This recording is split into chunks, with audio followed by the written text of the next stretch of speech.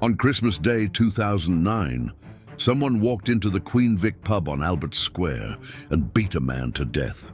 The weapon, a heavy bronze bust of Queen Victoria, the Mitchell family's own prized trophy, turned against one of their own. The victim, Archibald Mitchell, patriarch, charmer, predator.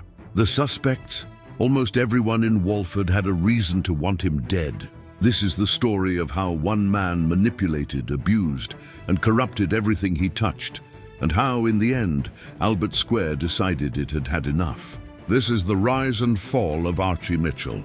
To understand Archie Mitchell, you have to understand what he was before Walford ever saw his face. Archie was the father of Ronnie and Roxy Mitchell, but father, in Archie's case, was always more of a title than a role.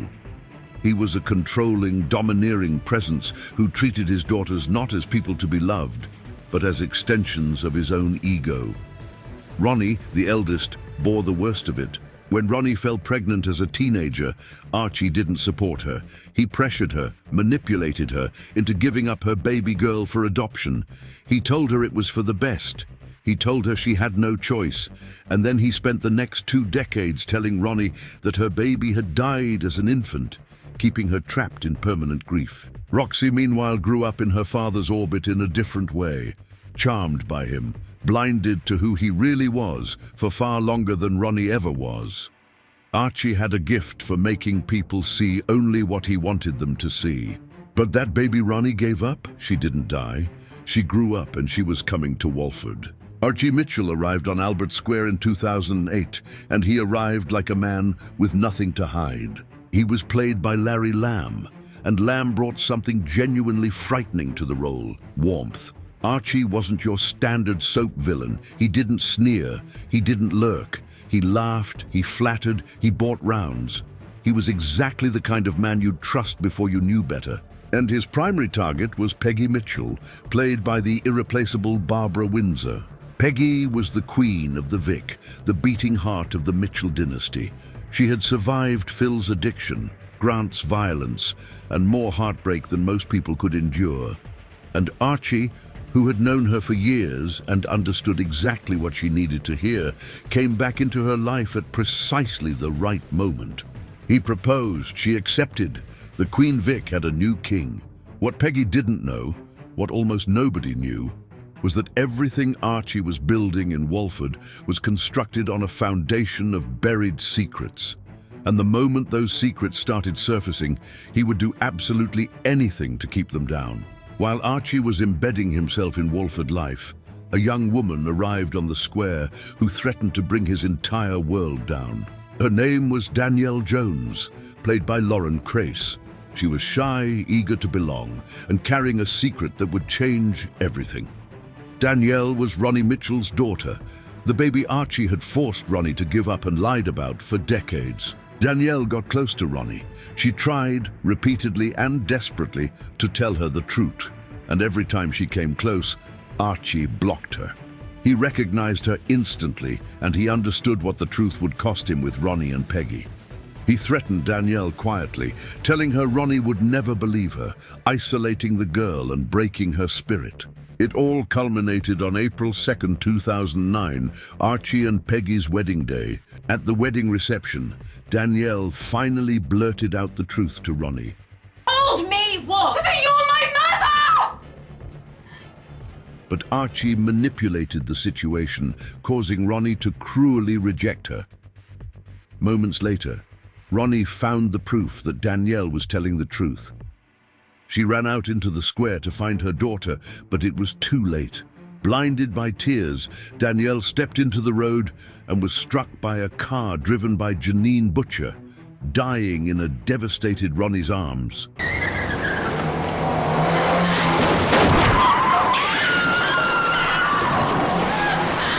When Peggy discovered that Archie's horrific lies had directly caused this family tragedy, she was disgusted. The marriage was over before it even began. Peggy cast him out of the family and threw him out of the Queen Vic. Homeless, isolated, and publicly humiliated by the Mitchell clan, Archie's love for Peggy curdled into psychopathic hatred. He became obsessed with destroying the family and stripping them of the pub. But the Mitchells were already fracturing. Phil Mitchell, granite-faced, volatile, the de facto head of the family, was spiraling.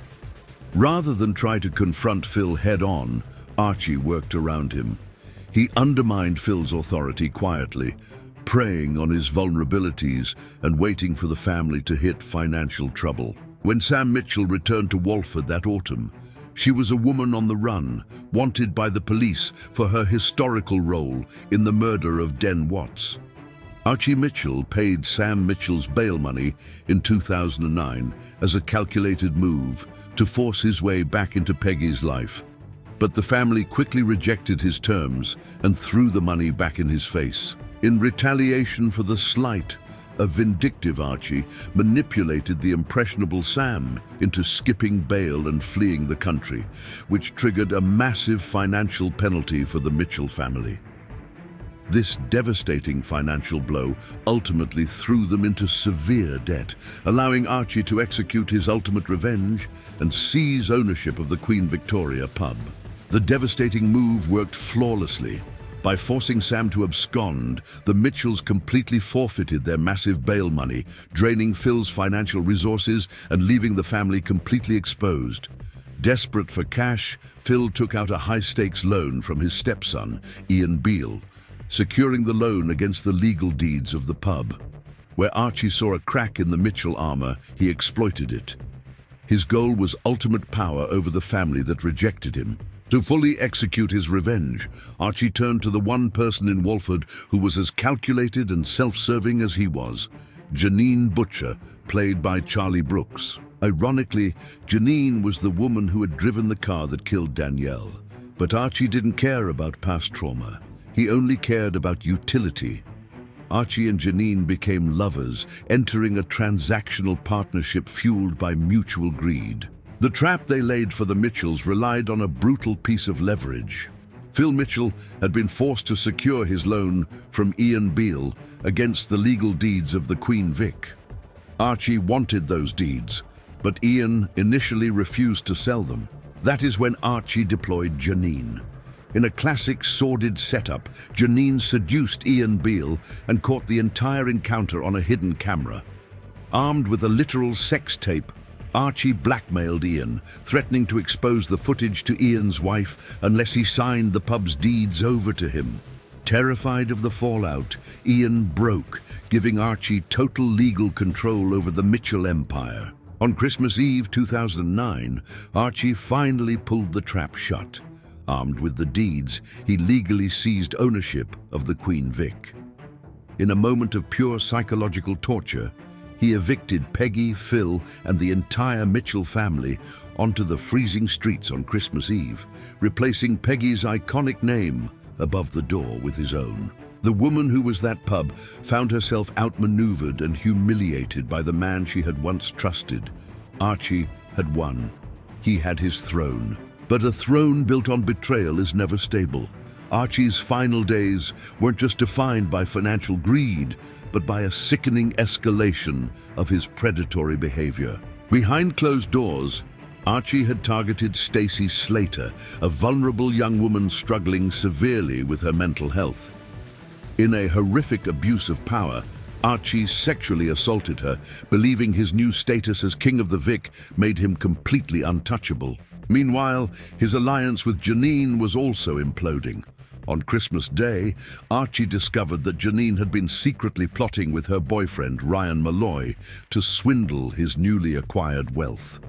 Showing his true colors, Archie immediately discarded Janine, throwing her out into the cold and leaving her homeless, just as he had done to the Mitchells. By the night of Christmas Day 2009, Archie Mitchell stood completely alone inside the Queen Vic. He had crossed too many lines, broken too many hearts, and destroyed too many lives. Outside, an army of enemies wanted him dead. Phil wanted blood. Janine wanted revenge. Ronnie wanted justice for Danielle and for her unborn child, whom Archie had dynamically stressed into a miscarriage. But it was Stacey Slater who slipped into the dark bar, picked up the heavy bronze bust of Queen Victoria, and delivered the fatal blow, ending his psychological tyranny over Walford forever. It would spark one of the greatest whodunit storylines in British soap history, leaving an indelible mark on television. Archie Mitchell thought he was the ultimate puppet master, but in the end, he was just another victim of the square.